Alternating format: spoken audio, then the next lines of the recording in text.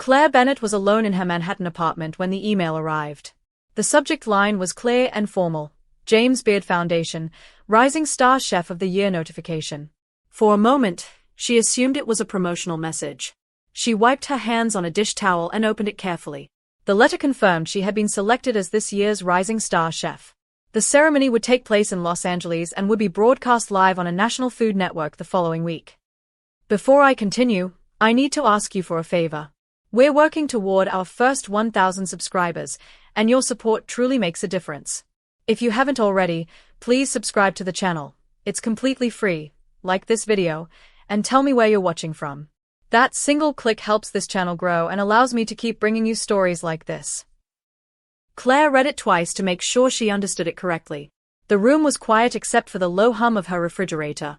After years of long shifts, failed test batches, and tiny market booths, the recognition felt unreal. Her first instinct was not to celebrate. It was to share the news. She opened her family group chat and typed slowly, "I have some news. I've been named Rising Star Chef of the Year. The ceremony is next week and it'll be live on TV. I'd love for you to watch or come if you can." She watched the typing bubbles appear, disappear, then return. Brooke replied first. "We already have dinner plans that night." Carol added, "Sweetheart, we made reservations weeks ago."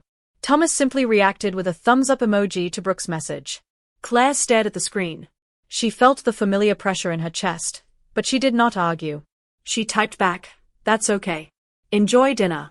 Then she closed the chat. Claire had grown up in Portland, Oregon, believing her family operated like most families did. It took her years to recognize the imbalance. Brooke, 5 years older, had always drawn the spotlight effortlessly. She was confident, stylish, and skilled at turning even ordinary errands into dramatic stories. Their parents called it personality. Claire saw it as gravity. Everything in their home seemed to orbit Brooke's emotions and ambitions. When Brooke failed to make her high school dance team, the house turned into a support center, complete with pep talks and late-night ice cream. When Claire won a local youth cooking competition at 13 with a roasted chicken recipe she had practiced for weeks, Carol smiled politely and said, "That's nice," before asking Brooke about her weekend plans. Claire did not complain. She learned instead to observe. Attention in her family was limited, and she quickly understood it was rarely directed toward her. Over time, she stopped expecting celebration. She focused on what she could control. The kitchen became that space. While Brooke experimented with fashion trends and social media posts, Claire experimented with flavors. She practiced knife skills using online tutorials, baked bread before school, and tested sauces late at night. In the kitchen, results depended on patience and precision, not popularity. That clarity felt safe. By 16, Claire had turned weekend baking into a small farmer's market stand. She borrowed a folding table, printed a simple sign that read Bennett Kitchen, and arranged banana bread, cookies, and small jars of herb dressing she made from scratch. At first, sales were slow. Then customers began returning. They asked questions. They complimented her balance of flavors. A retired couple once told her, "You cook like someone twice your age." Those words stayed with her. At home, the response was more restrained. Thomas often reminded her that cooking was a useful life skill but not necessarily a stable career. Carol suggested she keep her options open. Brooke teased her gently but publicly, once posting a video that joked about Claire trying to change the world with salad dressing. Claire did not confront her. She recognized the difference between teasing and belief. Her parents believed Brooke would build something visible and impressive. They believed Claire's work was a pleasant hobby. That understanding did not discourage her. It clarified her direction. When she was accepted into a respected culinary program in New York City, she accepted the offer without hesitation. At the airport, Thomas hugged her and said, "Have a backup plan." Claire nodded, but she did not share the quiet promise she made to herself. She would not return home needing permission to take herself seriously. New York was demanding and immediate. The kitchens were hot, loud, and unforgiving. Claire burned sauces, oversalted broths, and learned quickly that precision mattered more than enthusiasm. She worked evenings at a small cafe to cover rent, waking before sunrise for culinary classes. The exhaustion was constant, but so was her focus. During her second year, one of her instructors recommended her for a junior position at a respected Manhattan restaurant led by Chef Victor Alvarez. The kitchen ran with disciplined intensity. Chef Alvarez noticed details others ignored. He corrected posture, timing, even the angle of a garnish. Claire absorbed everything. One night after service, she presented a revised roasted carrot dish with a yogurt herb sauce she had refined over several weeks. Chef Alvarez tasted it quietly. After a pause, he said, "You understand balance. Don't lose that." It was not praise delivered loudly, but it was precise and earned. For Claire, it was confirmation. She began developing lighter comfort-style recipes in her apartment, recording short cooking videos and posting them online without much expectation. One video featuring her homemade dressing unexpectedly gained traction. Comments multiplied. Viewers asked where they could buy it. Claire began bottling small batches under the name Bennett Kitchen and selling them locally. It was modest, but it was real. The turning point came at a regional food expo. Claire offered samples of her dressing to passing buyers, expecting polite nods. Instead, a representative from a mid-sized grocery chain asked detailed questions about sourcing and production capacity. Within months, her product moved from small-batch jars to structured distribution. She balanced early morning restaurant prep shifts with afternoon packaging meetings and late-night label revisions. Growth was steady, not explosive, but sustainable. A local food publication described her dressing as a fresh approach to everyday cooking. The article was later shared by a national food blog, expanding her audience beyond New York. Claire informed her family about the expansion in a brief phone call. Carol said it sounded promising. Brooke mentioned she had secured a collaboration with a fashion photographer and needed advice on branding. The conversation shifted naturally away from Claire's news. She did not argue. She had begun to understand that validation from home would not arrive on schedule. Instead, she built credibility elsewhere. By the time the James Beard Foundation email appeared in her inbox, Claire's work already stood on its own foundation. The nomination did not create her career. It confirmed what she had been building quietly for years. The week leading up to the ceremony moved quickly.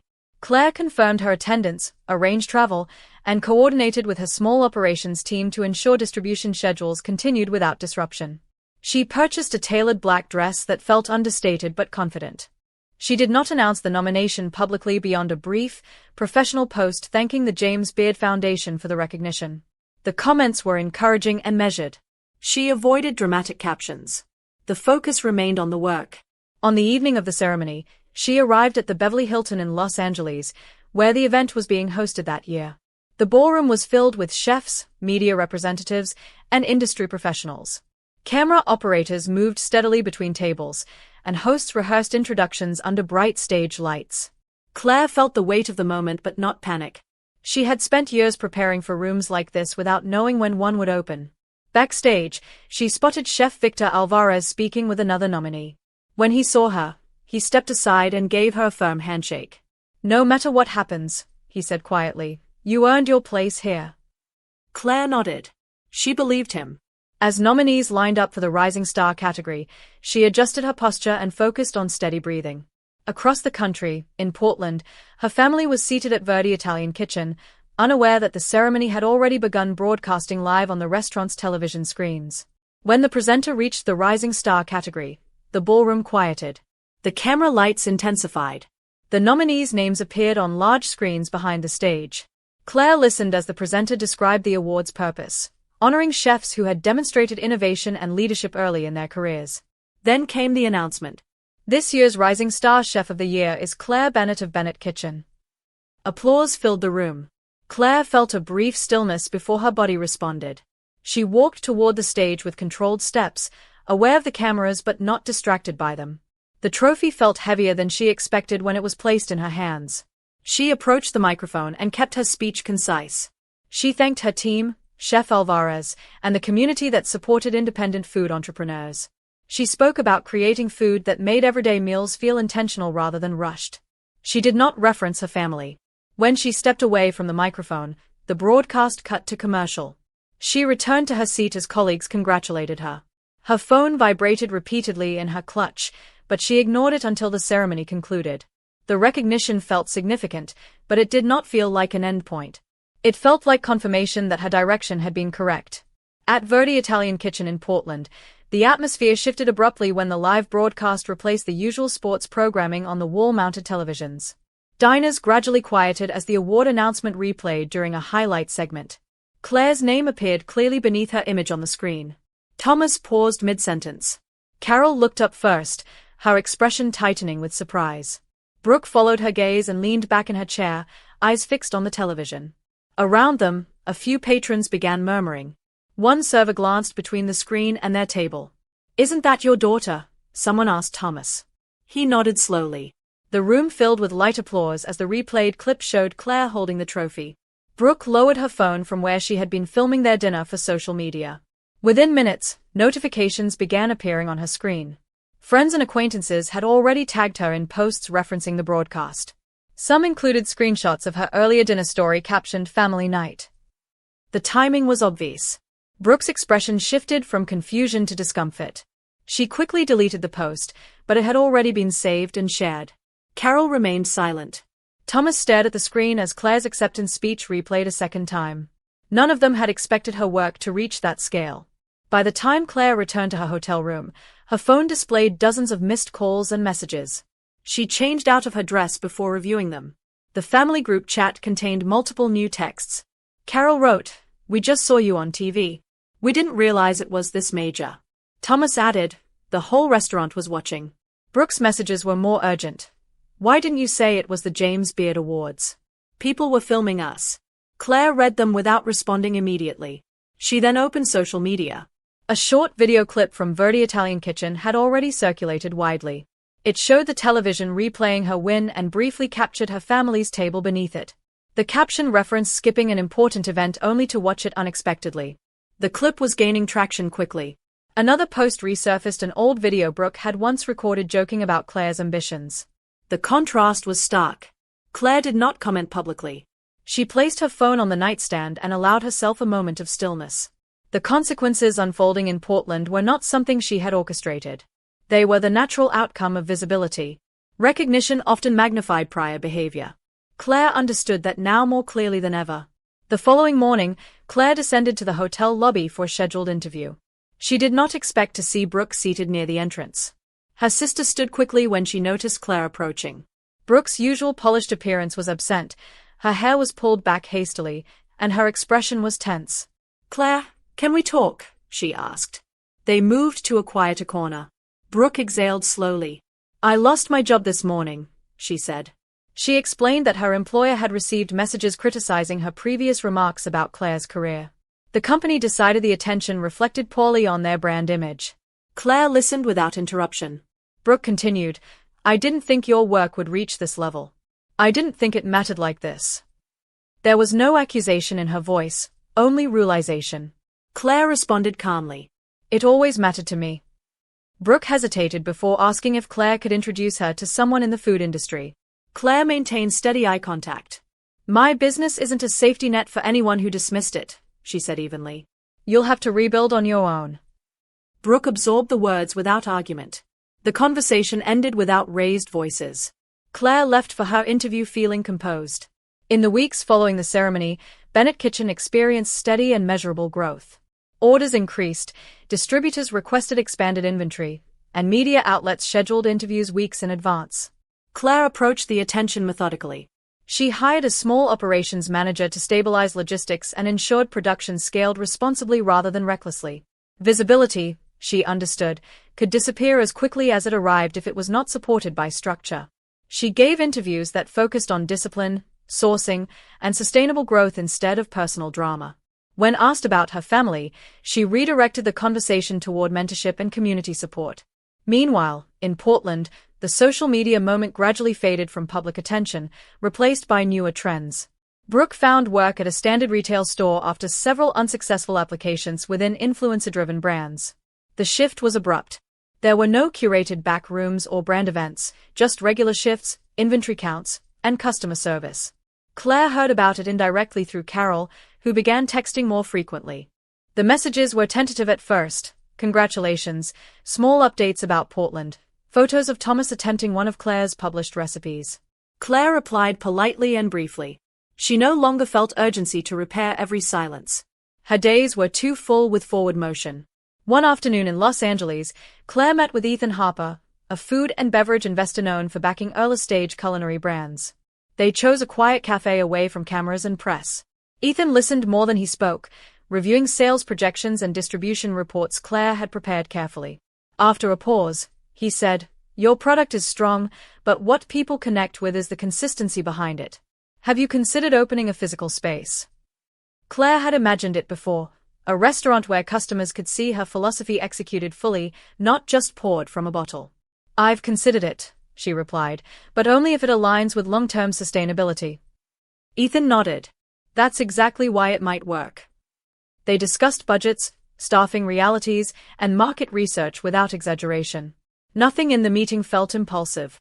By the end, they agreed to explore a pilot restaurant in Los Angeles, where her recognition remained fresh. Claire did not treat the opportunity as a reward. She treated it as a responsibility. Expansion required careful timing, disciplined planning, and clear leadership. She informed her team before announcing anything publicly. Growth, she had learned, needed structure before celebration.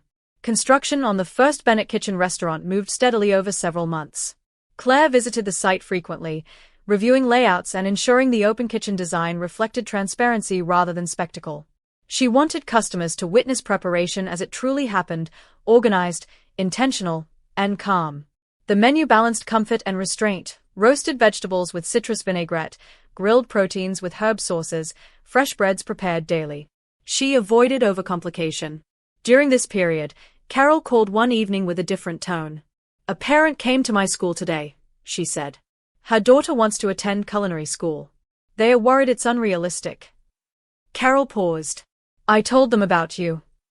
Claire listened quietly. Carol continued, "I should have said those things years ago." The admission was simple, not dramatic. Claire responded evenly. "If the student wants advice, she can email my team. I'm happy to schedule a call." Carol thanked her, her voice softer than usual. The conversation did not erase the past, but it signaled awareness. Claire appreciated effort without requiring perfection. The relationship was adjusting gradually, shaped more by consistency than apologies. Opening week arrived without fanfare. Claire declined influencer-heavy launch tactics, choosing instead to announce the restaurant through a straightforward video filmed inside the finished space. "If you were ever told your passion was impractical," she said calmly to the camera, "this place is for you." Reservations filled steadily over the next several days. Customers arrived not just for food but for conversation. Many shared stories of careers they pursued despite skepticism. Claire listened when she could, but she maintained professional boundaries. The restaurant functioned because of coordinated effort, not personal storytelling. One evening after closing, she stood alone in the dining room, observing the clean lines of the tables and the quiet hum of refrigeration in the kitchen. The shelves displayed her bottled dressings neatly arranged beside fresh herbs. The environment felt stable. It was no longer a temporary stand at a farmer's market. It was an institution built deliberately over time. Claire did not think about revenge. She thought about sustainability, about maintaining standards long after headlines faded. Success, she realized, was less about public validation and more about quiet durability. Months later, Claire received an email from Brooke. The subject line read simply, "It's me." Brooke did not request favors. She described the experience of losing her previous job, of confronting comments that forced her to reconsider how casually she had dismissed Claire's work. She wrote about customers mentioning Bennett Kitchen in conversation, unaware of the family connection. "I understand now that I confused visibility with value," she admitted. "I'm trying to build something real, even if it's smaller." Claire read the message carefully. The tone carried no defensiveness. It reflected adjustment rather than self-pity. Claire waited several days before replying. Her response was brief but clear. "I appreciate you taking responsibility. Growth takes time. I hope you continue building something that feels solid." She did not offer employment or introductions. She did not need to. Boundaries once set did not require repetition. That evening, as service concluded at the restaurant, Claire reviewed inventory reports and upcoming supplier contracts. Her career no longer depended on anyone's approval or apology. The momentum she had created stood independently, supported by discipline, community, and clear direction. As the first year of the restaurant approached its end, Bennett Kitchen operated with steady rhythm. Lunch services were efficient, dinner reservations remained consistent, and the production facility supplying her bottled dressings expanded into a larger warehouse space. Claire delegated more responsibilities to trusted managers while maintaining oversight of quality and training. She understood that leadership meant building systems that functioned without constant personal intervention. Interviews continued, though less frequently than during the months after the award. Public attention had leveled into professional respect. That shift suited her. One evening, Chef Victor Alvarez visited the restaurant quietly and requested a table near the kitchen pass. After the meal, he walked into the prep area and nodded approvingly. "You built something stable," he said. Claire thanked him. Stability, she knew, was harder to achieve than applause. It required restraint during growth and discipline during recognition. When he left, she returned to reviewing seasonal menu adjustments with her team. There was no dramatic turning point that night, only the steady continuation of work she had committed to years earlier. Carol and Thomas eventually visited Los Angeles together. They entered the restaurant without announcement, standing near the entrance while a host guided them to a table.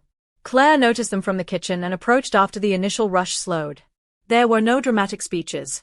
Carol hugged her gently. Thomas extended his hand before pulling her into a brief embrace. They ordered several dishes and asked thoughtful questions about sourcing and staffing. The conversation felt balanced rather than centered on past mistakes. At one point, Thomas said, "You've created something substantial." Claire accepted the statement without seeking further validation. After dinner, Carol lingered near the shelves displaying the bottled dressings. "We underestimated how serious you were," she admitted quietly. Claire responded, "It took time for everyone to see it clearly." The visit ended without tension. It did not rewrite history, but it acknowledged it.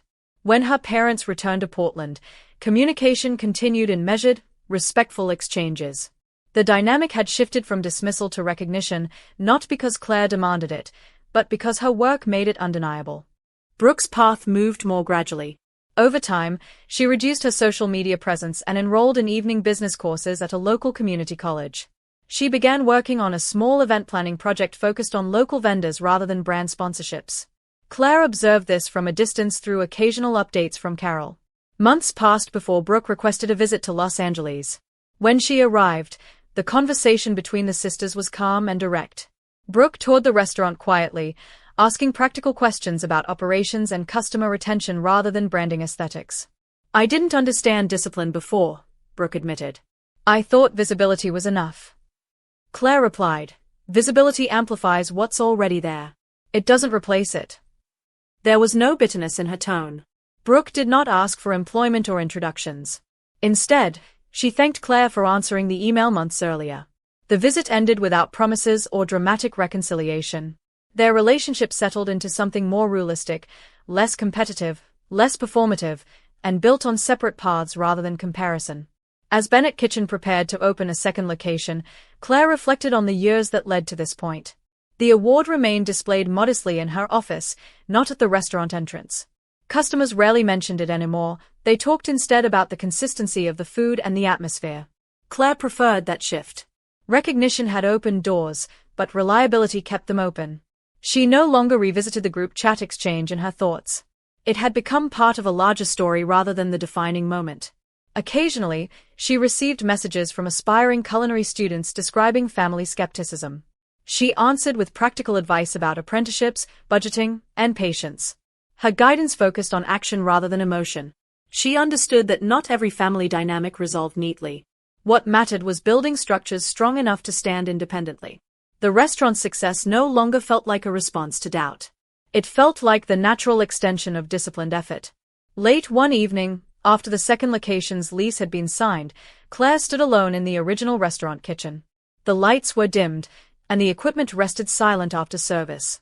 She walked slowly along the stainless steel counters, checking that everything was in order. Years earlier, she had stood behind a borrowed folding table at a farmer's market hoping someone would pause long enough to taste her work. Now, customers lined up willingly, drawn not by spectacle but by substance. Her family's early dismissal no longer defined her narrative. It had been a chapter, not the conclusion. Claire understood that validation from others was unpredictable, but discipline was not. She turned off the final overhead light and locked the door behind her. Outside, the city remained active, indifferent to individual achievements. Claire welcomed that indifference. Her confidence no longer depended on being seen. It depended on knowing that what she built could endure. And with that understanding, she walked toward her car, already thinking about tomorrow's prep list, steady and certain in the life she had chosen. Thank you for watching until the end. If you've ever been told your dream was pointless, let this remind you. Consistency speaks louder than doubt. Build quietly, grow steadily, and let your results do the talking. Keep believing in what you're building. I will see you in the next story.